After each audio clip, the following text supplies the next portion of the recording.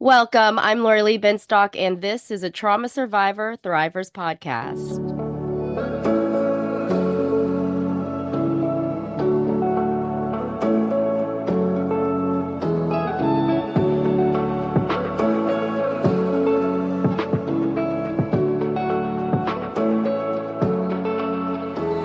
Thank you for joining us for a Trauma Survivor Thrivers podcast on Mental Health News Radio Network. This podcast is also available wherever you get your podcasts, but I do suggest checking out Mental Health News Radio Network to find all your podcasts related to mental health. Today's guest is Arleen Haeggquist. Motivated by the pains of her childhood, Alreen became a lawyer in order to stand up for victims of abuse. She founded her own firm, Haeggquist and Eck LLP, in San Diego in 2008, which has helped hundreds of other women stand up for themselves.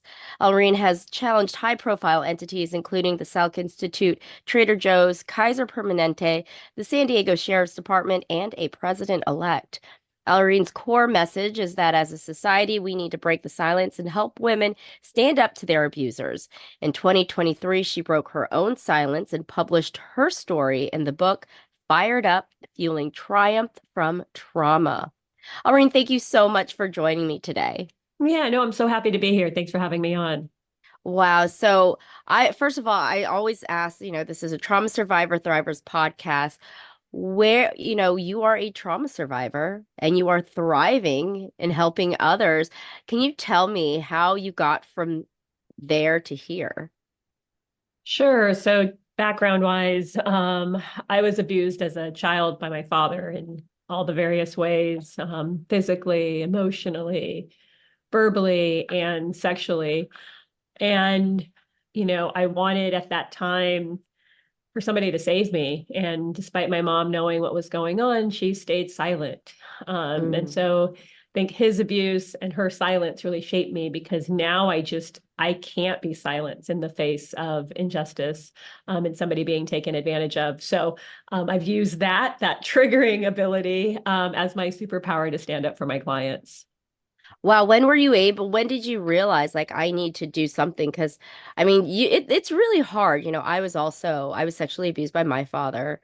Sorry. Um, and I feel like it's a long road to get from, you know, trauma survivor to thriving. Took years.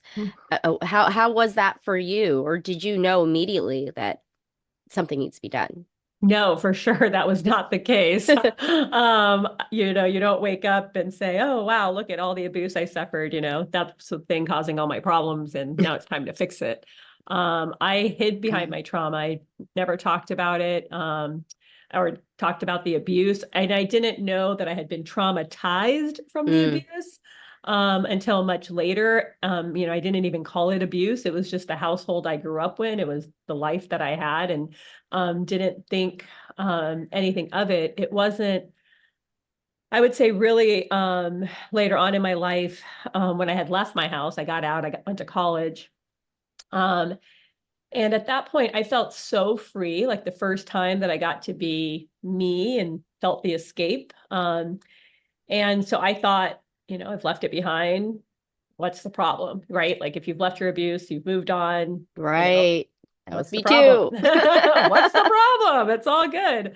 But it just started really showing up in relationships and primarily with the relationship with my husband, where, he's the most patient, gentle man. And his, like, if I thought he was, being manipulative or lying or just, had the wrong tone, it would just trigger me. And it caused issues in our relationship. And then we had a daughter. And I was, you're supposed to feel this like ecstatic thing when you have a baby. And I was really scared of hurting her and abusing her unknowingly or something. And so I really started on this healing journey to create a better relationship with my husband and to create a better relationship with my daughter. But same thing, I didn't know the way I was feeling was caused by my abuse and the trauma I experienced as a result. And it wasn't until I went to therapy and really started talking about it and kind of processing what was going on and things were, given names and labels, and I was like, oh, okay. You don't just like, once you leave your abuse, it's like, everything is not just all great, like there's still, you have to unpackage a lot because of the consequences it left behind. Wow, I feel like you're telling this, you're speaking, and I'm like, yeah, it sounds exactly like like I feel, because I felt that, like I didn't know, like I didn't call it abuse. I didn't know, this is my house. This is Yeah. this is what my family is like. That's so interesting because I think there are probably so many people out there who are thinking the exact same, is this abuse? I'd like to think that we're talking about this kind of stuff a lot more where people are like, no, this is abuse. Right. But unfortunately, we're not. I mean, abuse, there's so much shame associated with abuse that we don't talk about it. We're so terrified of talking about it. But I think that's the only way to move forward and change the statistics and to have it stop happening is for us to be able to have this conversation. I mean, the fact that you've created an entire podcast, to talk about trauma and to talk about people surviving from it and then thriving from it, I think is so important because when you're going through it, you really feel like you're all alone. You don't realize how prevalent it is or that other people are experiencing it. But once you start realizing that, that's what I think helps you, let it out and not let it eat you up inside. Wow, exactly. Very well said. Um, well, that being said, how did you become a lawyer? Did you know that that was where you wanted to go because you wanted to help other people? It wasn't, so I've wanted to be a lawyer since I was a kid. And, you know, growing up in my dysfunctional household, there wasn't a lot of role models. I was the first to go to college, first to go to law school. So it wasn't like I was following in somebody's footsteps. Um, but there was a spiritual leader who was a lawyer, and I was like, well, that seems like a good person to follow. And so that's where the idea came from of being a Mm. lawyer. And I just always said it. I played the game of life with my cousin, and I was, always going to be the lawyer in the game of life. And I just pursued that. And school was really a place where, growing up, I really wanted to be a good kid. I thought if I was a good kid and I, didn't speak up and I behaved and I went to church and I did all the things that my parents wanted, I could fix everything. I could create this happy life for everybody in the house. Um, that wasn't the case, but school was like an out, right? I did well at Hmm. it. And it, I think, allowed my confidence to build. And it also made me realize, and this wasn't until high school, but I realized like, oh, I could go to college and get out of the house. Hmm. Right. And so that was like a light bulb moment. Like, and so I, worked even harder, figured out how to apply for college, and went to college, again, still on this track of wanting to go to law school. When I got to college, I think that's really where I realized that I'm doing it to help people, right? Like where it's like, oh, what does a lawyer do? Oh, Hmm. it helps people. It wasn't just something different than my household. It was a way to help people. Um, and so that I think developed when I got out of my house. Um, and then I became a lawyer. I've always just helped people. I've never helped business or companies. I've always been a person trying to help, people who have been victimized or abused or taken advantage of by somebody in power, and in influence. And again, like this was just like a natural thing. I didn't think about, this is why I'm doing it. Um, until later when I realized, wow, this like passion, this is what makes me a good lawyer and why people want me. It's like, oh, like, okay, so if I can use my trigger, which is me getting really fired up when somebody's getting taken advantage of, and if I can hone that in, that's going to make me really powerful. So that is what developed as I got into my adult life. I used something that, was looked on negatively, right? The anger that was really built up Hmm. for people taken advantage of, but learning how to like control that anger and put it into my arguments and using the law to stand up for my clients is what makes me really effective. Wow. Because it's like I'm standing up for you with that same rage, but I've like using the law and the rights that you have, to our advantage. Did you have to figure out how to channel that rage? Like Yes. how? Like I'm still working on that. Been a Teach lot of me your work. ways. I know, right? Just realizing that it's a lot more effective because, right, if I start raging at you, I'm like the crazy one, right? But Right. if And typically the crazy one. I'm typically the crazy one. So learning, recognizing that, and it, was a process. So when I would start raging, learning how to take deep breaths, to step away from the situation, to feel the anger in your body. Like, I get really, really hot, like my body Yeah. is literally on fire. And so recognizing what's going on, taking the deep breath, and then remembering, like, okay, what am I here to do? I know I'm being triggered by my own past, but that's not what we're working on today, right? That's not what we're going for today. This is for my client, and I'm going to be a lot more effective for this woman if I hone in on the anger and present it for what happened to her. So it was a process. I would say stepping away, feeling it, taking deep breaths, was the steps that I took to now be able to channel that anger into a positive way.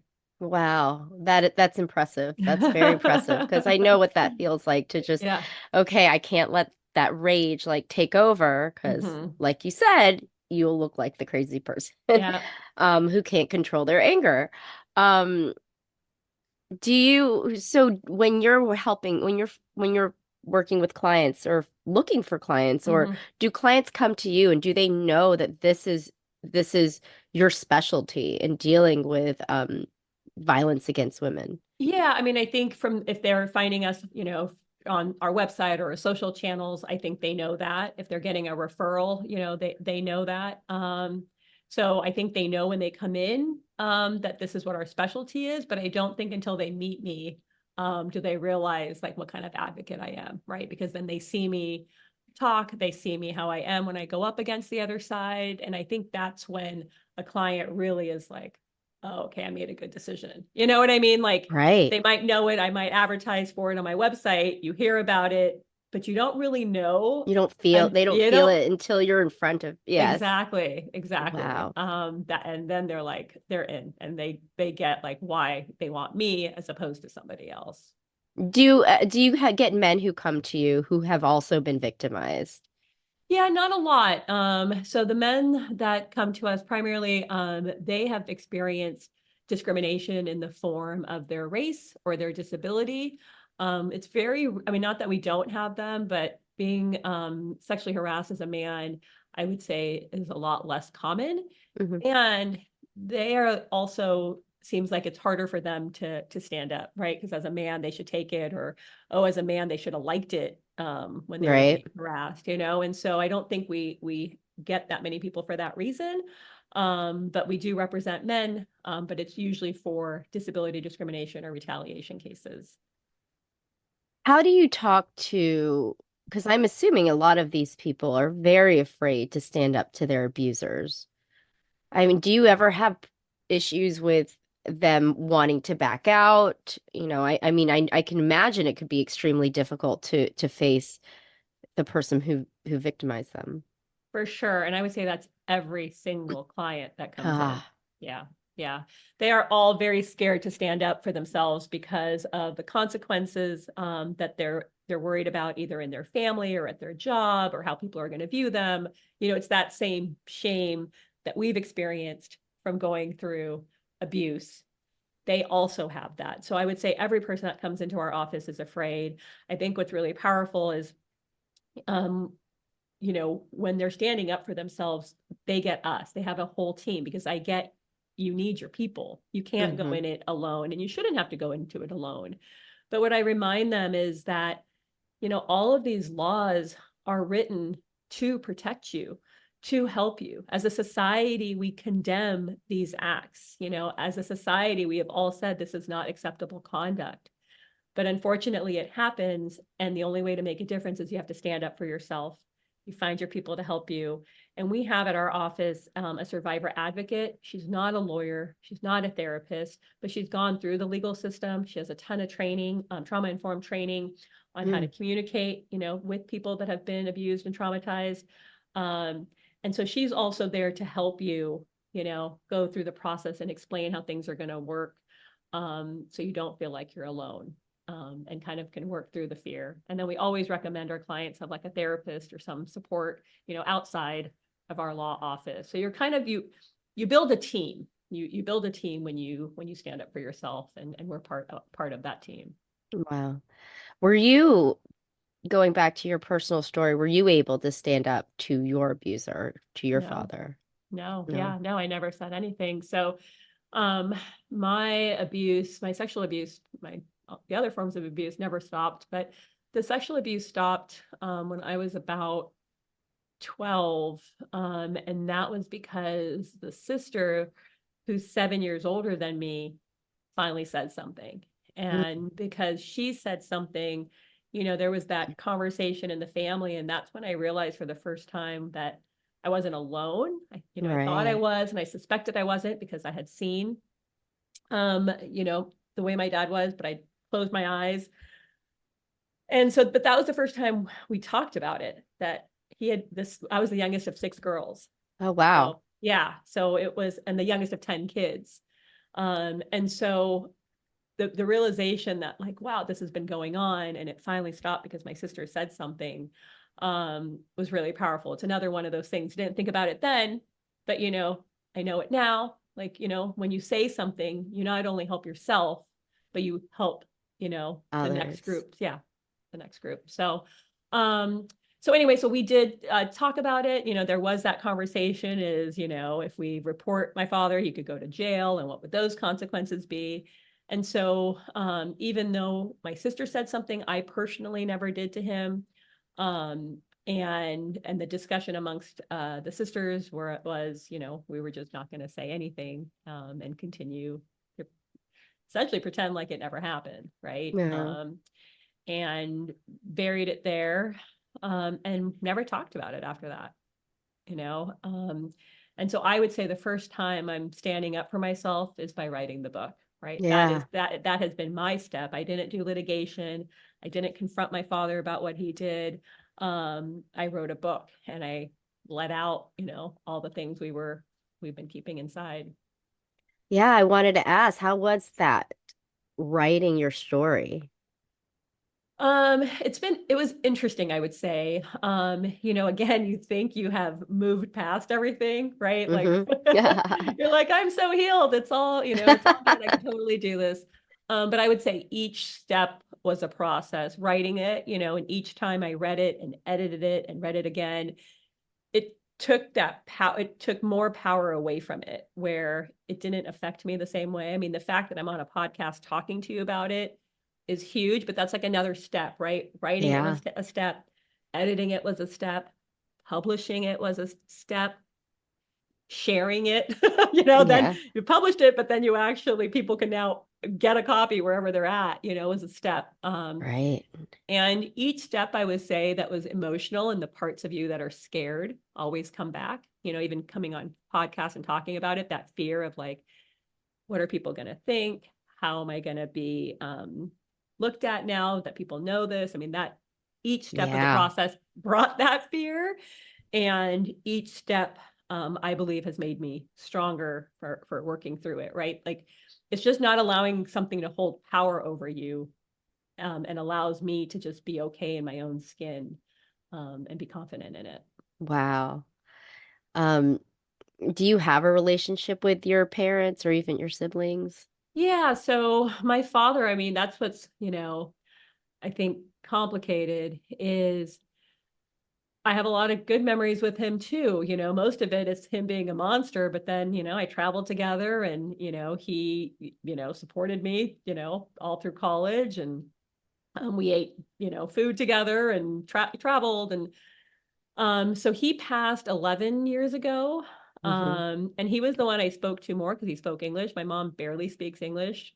And my mom, I always had a lot of empathy for, and both of my parents, I have a lot of empathy for, in the sense, like, I'm sure, their upbringing was hard, and they had their own trauma, and, they have probably had abuse. I don't know what it is, but I am assuming based on where they grew up and how they grew up.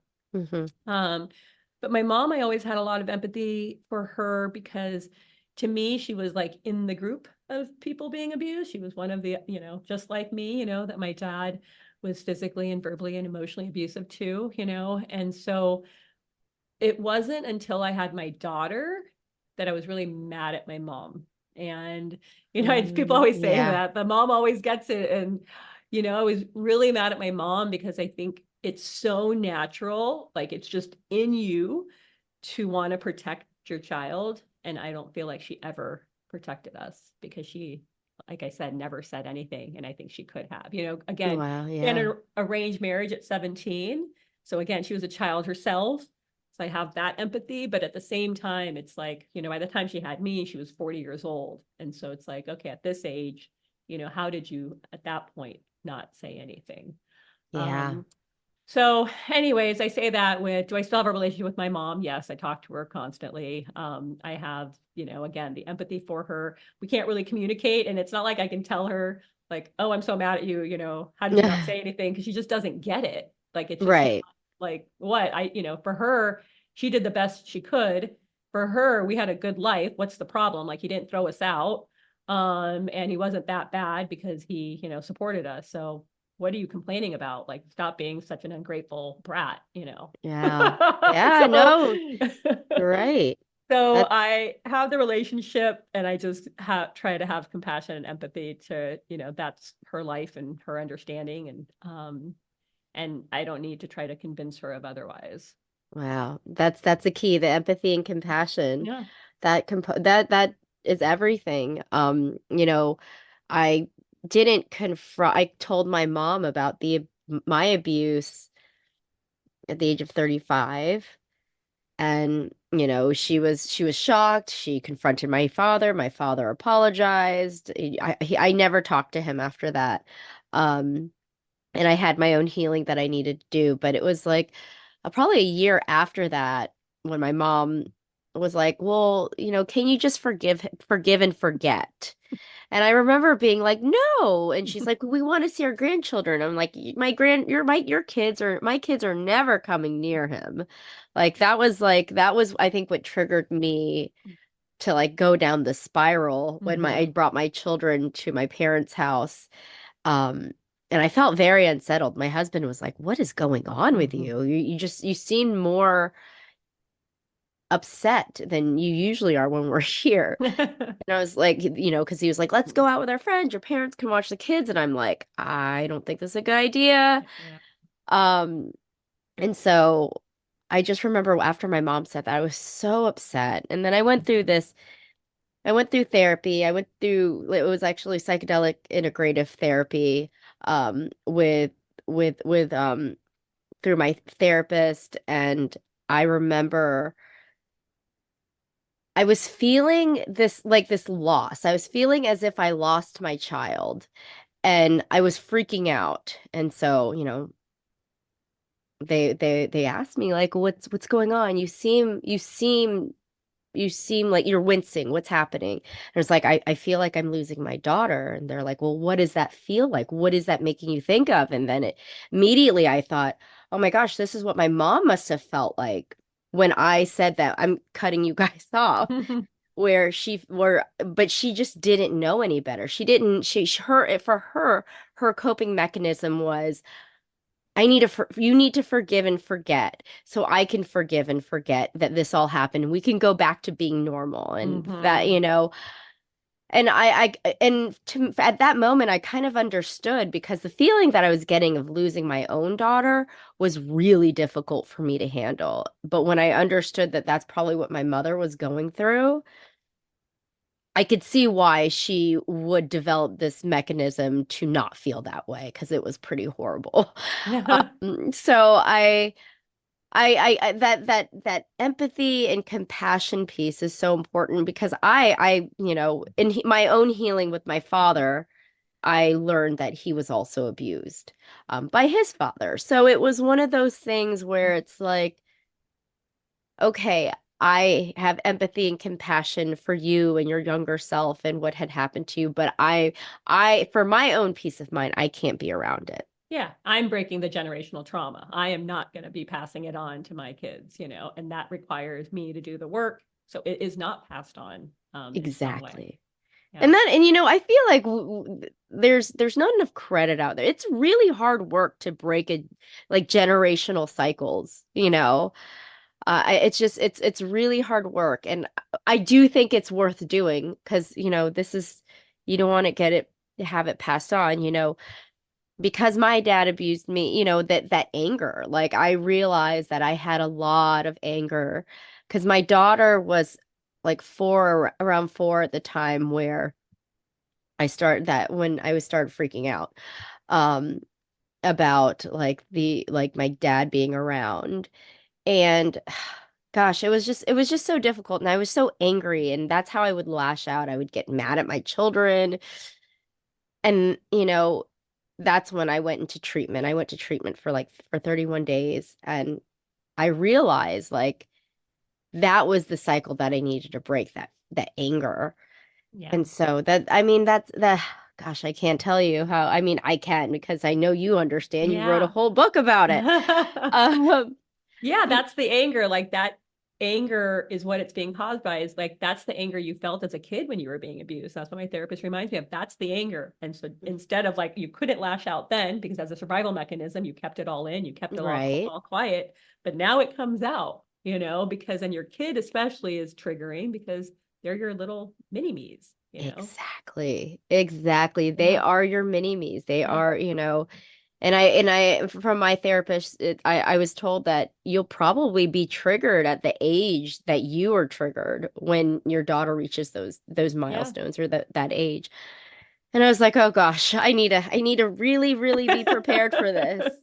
Yeah, and Uh, it continues, right? So when I first started therapy, just so you know, when I was just like, okay, I'm going to have 4 sessions. I'm going to talk to this therapist. We're going to be good. We're going to move right, four right sessions. That's it. along. That's it. That's all I need. And of course, I have an appointment with him later today. It just because each phase of your life brings something new up when you had an entire childhood, of being Exactly. abused. So Exactly. as they grow, it comes up. Yes, it's just the amount of time like that you've spent in this abuse, like it doesn't go away after like a week of therapy. I It's know. yeah, I went through 31 days of therapy and I'm just like of straight residential treatment, vigorous, itinerary of treatment, and I still am getting the help constantly. It's really hard when that was your house. That was Yeah. where that was your environment that you That was lived supposed to be the in. safe space. That was supposed to be where you were safe and protected, Exactly. and comforted. Like these were the people that were supposed to be building you up. Yeah. And Oh, then it's the opposite. So yeah, it's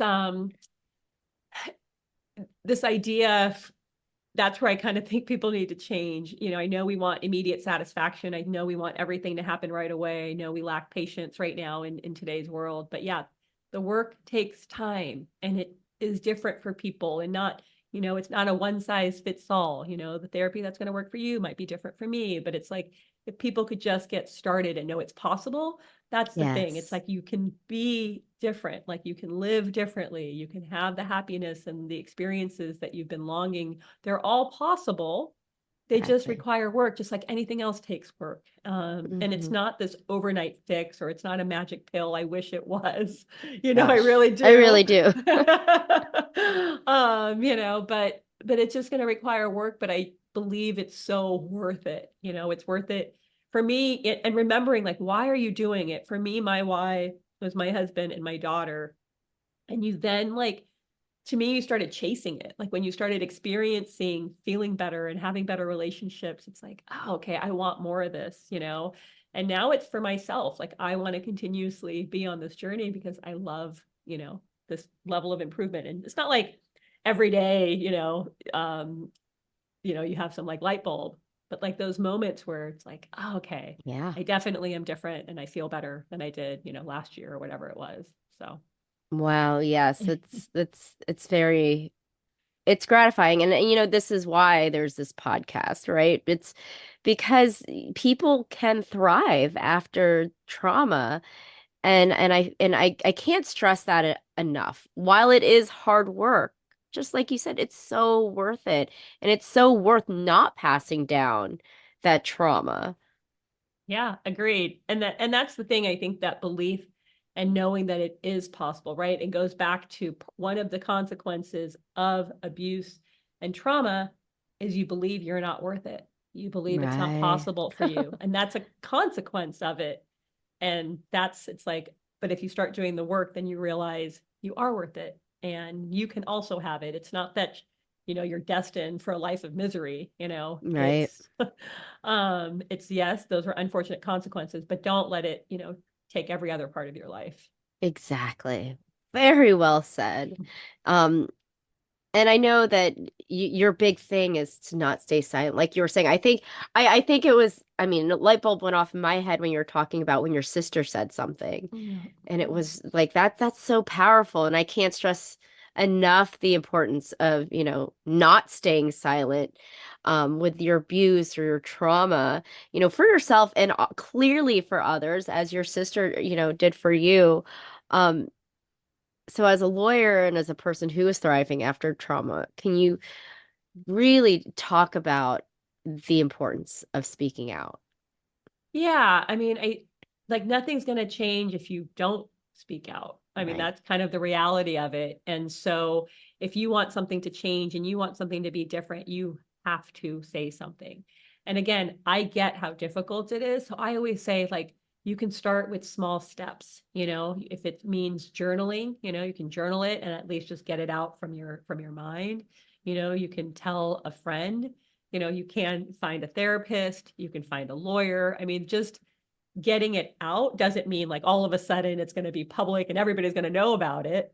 It's just taking baby steps for you to confront and address the issue, so you can start healing again yourself. And again, if it's happening to other people, stopping it from happening again.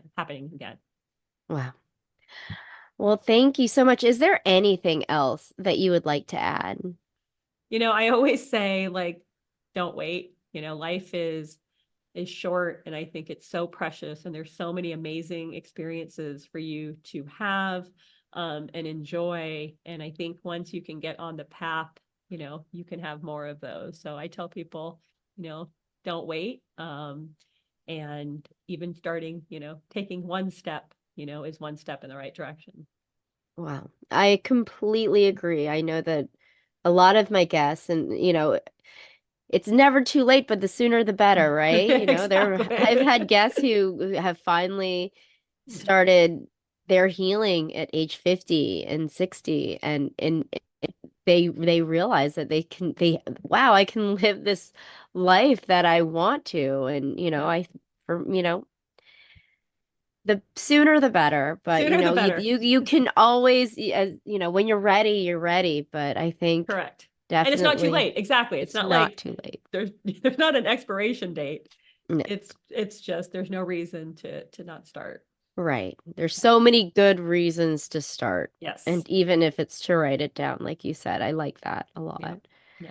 Well, Alreen, thank you so much for joining me today. I really appreciate your Oh, my wisdom, pleasure. and definitely check out her book, Fired Up, Fueling Triumph from Trauma, her personal story. And I just learning how to channel it. I love that you're doing it. You are the epitome of a trauma survivor thriver. So Oh, thank you. thank you. Thank you for having me on, and thank you for sharing your own story as well. Absolutely. That was Arleen Haeggquist, lawyer and author of Fired Up, Fueling Triumph from Trauma. For more information on Alreen, check out the show notes. March's issue of Authentic Insider is out. Check out Authentic Insider at traumasurvivorthriver.com. That's traumasurvivorthriver.com, as well as the past episodes of a Trauma Survivor Thrivers podcast.